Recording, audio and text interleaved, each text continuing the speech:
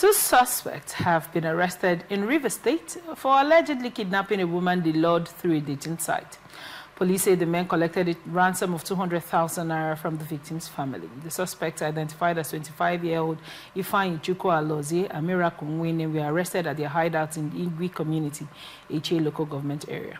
Police spokesperson Grace Ngirige Koko said the 24-year-old victim was abducted on September 21 at Igwe HA after meeting the suspects online.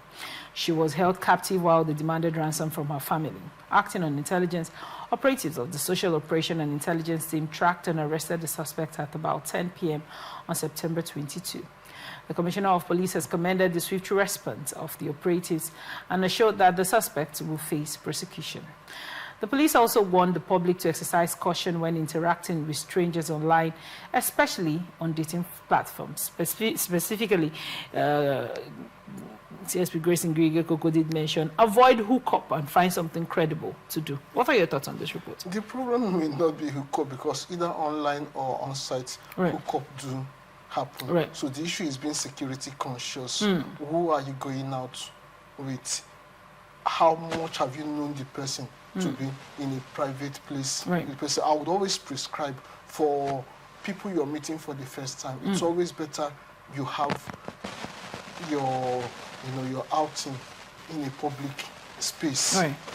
where you are guaranteed that this is not his stuff, this is not, and he also, if he bothers, is guaranteed that this is not your stuff. And this is not just for sexual relationship, any kind of relationship, whether it's business relationship, whether we met as football fans, whether we met as a political association, because, I mean, when you talk of online meeting, people tend to think that it's only relationship, sexual, romantic that meet online. No, you meet people on political platform online. I have met people who we scheduled meeting physically and we went, but it all started online. But the thing is, first, if I'm meeting you online, I should be able to, especially if it's going to translate to physical meeting, I should be able to take my time. Don't meet you today and jump into physical meeting immediately. I'll take our time to, if possible, go through your profile, the things you have been posting, who you are and what you do and all that. If possible, have a phone discussion with you. Maybe a phone discussion can even tell me one or two things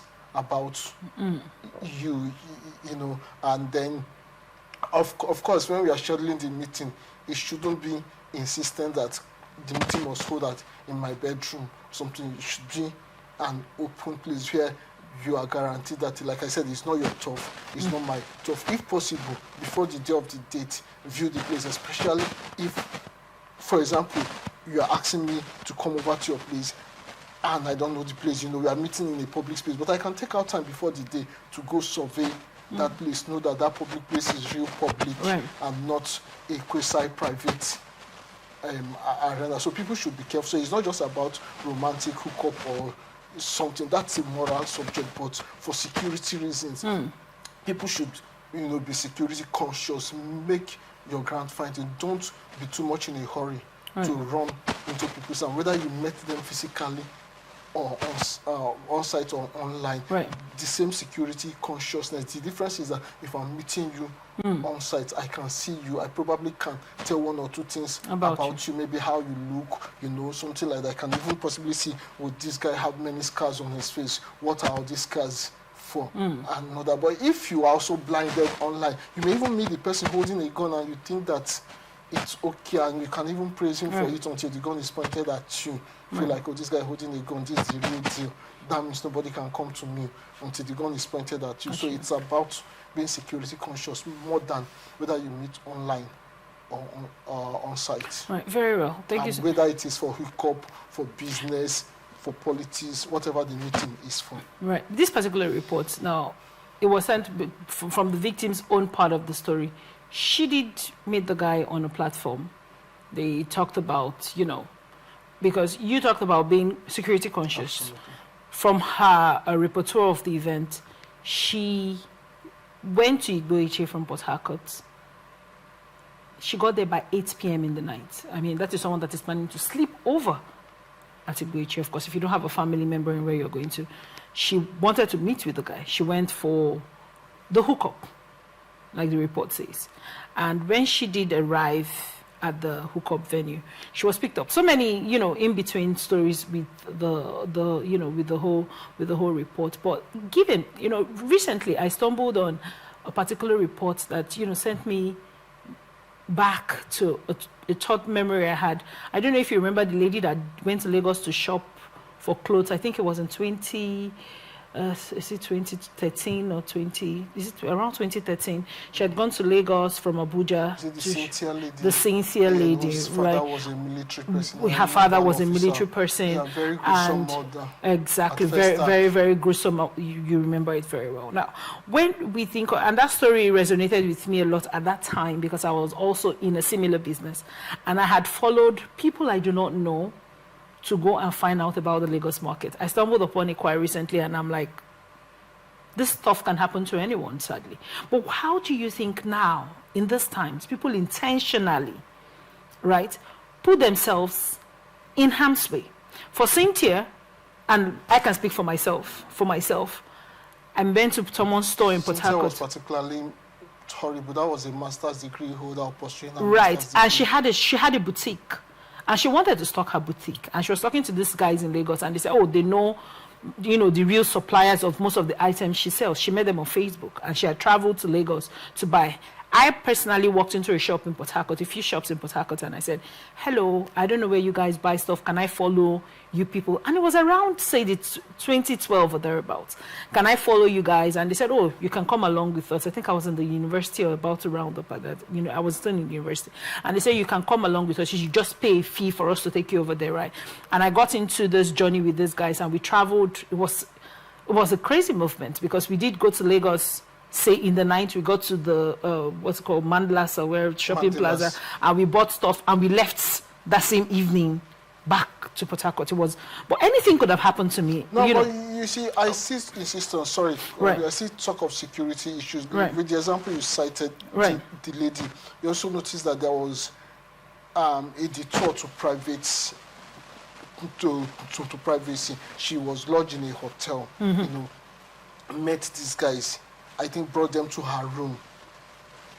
The Cynthia lady? Yes. Oh, she was already talking to them she met them on Facebook. Yes, absolutely. But there was a private, bringing them to her room, even though she was the one that lodged into the room, brought her to her. Like, I lodge in a room, I don't know you, and I'm inviting you to my room. You see, it's as dangerous as coming to your room as inviting you to your room. That's a private angle of it also. And this was not one person, 2 or 3 persons inviting you to a room. I mean, even for a guy, if I invite 3 ladies to my room, it's the conventional thinking is that the guy is stronger than the lady. So if you and I are to get involved in a bout, I'll probably let you do shoulder blow. But if you guys are 3, I probably may not have that advantage of strength in fighting all 3 of you. So I think, with due respect, not trying to judge or bring back memories or something, it was still on security issue.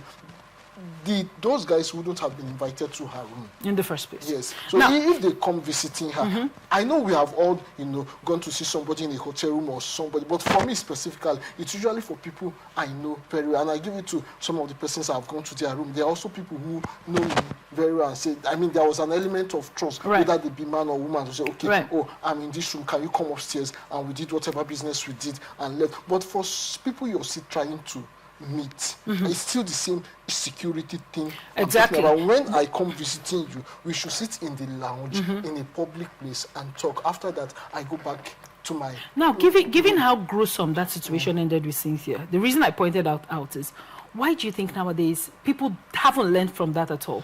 People still wake up in the morning, travel long distances to see strangers they barely know. No, you see, there is something. There is a common saying that I think I agree with that saying. So I've also said it severally. One of the things I've learned from history is that people don't learn from history.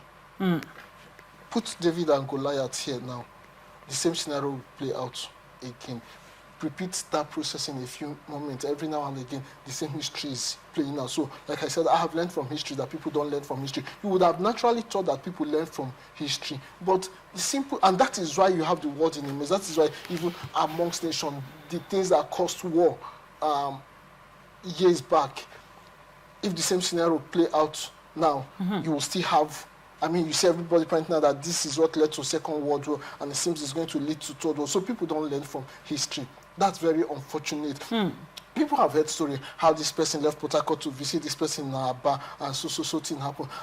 And as you're reading that story, you're on a journey to the same place you didn't pursue. Like this case, now what, as this story is, what came to mind is that hook up Igbo Port Harcourt to Igbo. I would have thought, I don't know, but I would have thought that there should be some geographical calculation when people do hook up.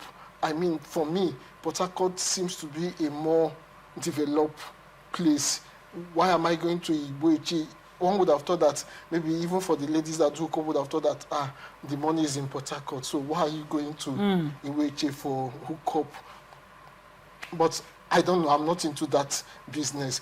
But but then you also look at if there is need for help, would help come to me when I'm at Igbo, and I'm just Igbo because that's what it could have been any other place. Why do I leave a safe zone? That's why I keep saying security consciousness. Why? And it happens in our everyday life. Right. Why would I come to see you and the room is dark and I don't know you? You're asking me to come in. Please, come in. We will put on the light. So why not put on the light before asking me to come in?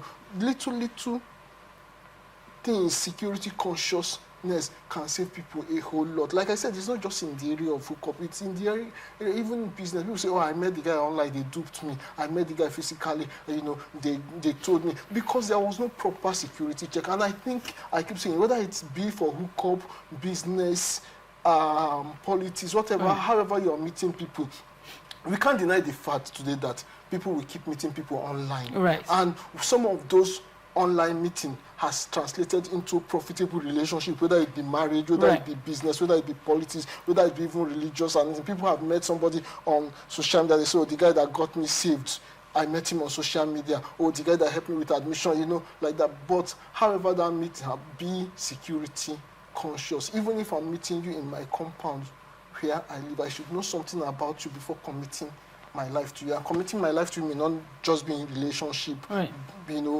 whatever business we are doing. Before I start going out with you, before I start staying out late with you, what do I know about you? And that brings to mind, when I'm talking to you, do I assess what you're saying? If you're talking to me and I'm full of what's like, maybe I'm not talking to you, but at least you're listening to me, I'm talking to somebody else over the phone, I will kill you, stuff like that. You should pause and wonder that this guy that is always talking of violence,